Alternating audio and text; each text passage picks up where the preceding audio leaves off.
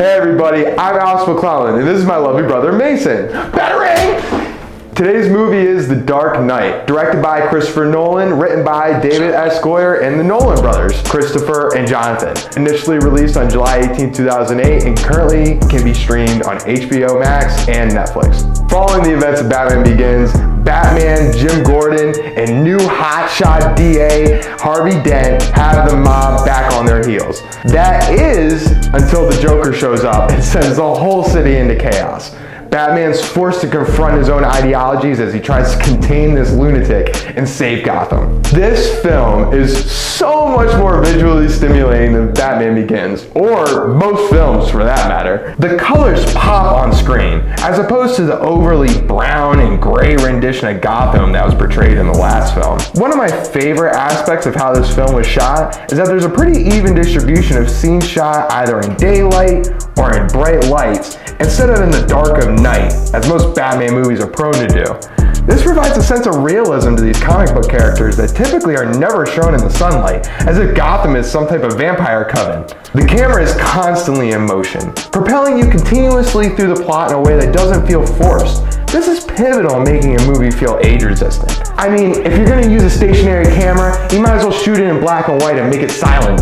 The explosions, fire, and stunts in general meet all the expectations of a big action film, even by today's standards. No place is safe. Banks, police stations, hospitals, goddamn. Also, there's some stylization towards the end of the movie that reinvigorates the combat in the third act. Reinvigorates the combat in the third act. Movie nerd. What? No, fuck you too. Get down. There you go. Even though the majority of the film takes place in Gotham, there's so many settings within Gotham that make this world feel authentic. There are locations that are used for 2 minutes of runtime that have more detail and ambiance than most movies' primary settings. Hans Zimmer, he's back! Leaning on what worked in the first film in this trilogy, Hans put together a completely original score that helps carry this movie all the way through. We think that that's a welcome difference for the type of movies that have to lean on their soundtracks. The best movie composers are able to match emotional cues along the entire emotional spectrum, something that Hans does perfectly in this film. And it's not always by just flexing his guns.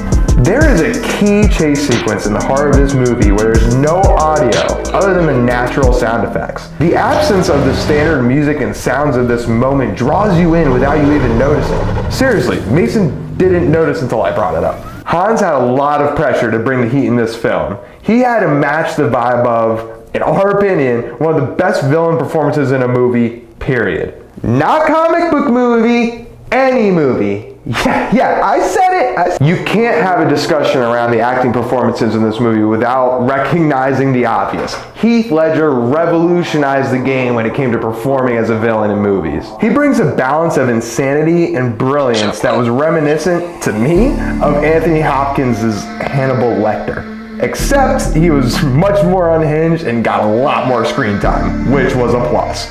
Words just honestly don't do it justice. Just watch these clips.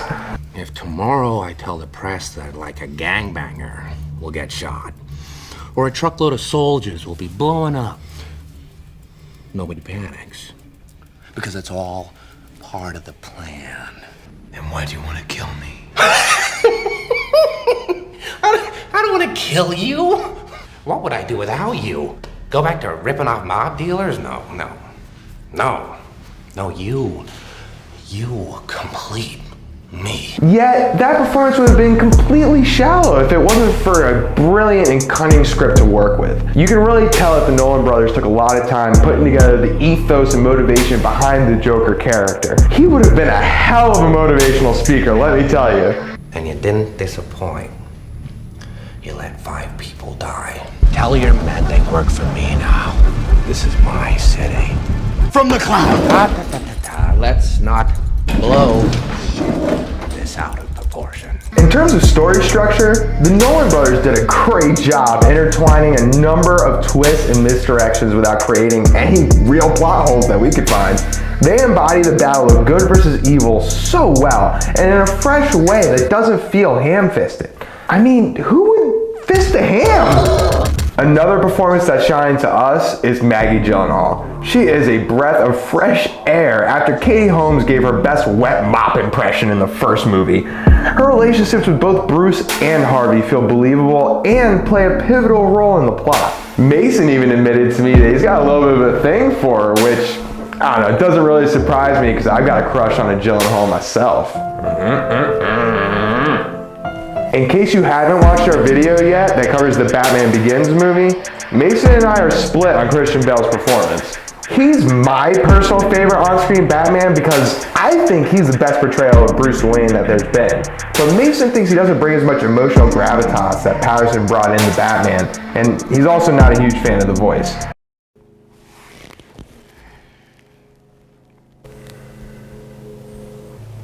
You see, Batman, I don't think you really did as well as Robert Pattinson did in the new Batman. What is this, Batman? I can't measure up to that Twilight, bitch! Aaron Eckhart's another actor that I really enjoy, specifically in the movie Thank You for Smoking, which I highly recommend, but for some reason he just never was able to put together a star-level career. Based on the stellar visuals, impeccable score, and flawless performances from across the whole cast, we have no choice but to give this movie a 10 out of 10 in terms of holdupability. Make sure to like, subscribe, and ring that bell to get notified of our dope content. Even comment what type of movies you want to see. Maybe we could watch them together. Who knows? Fucking weird.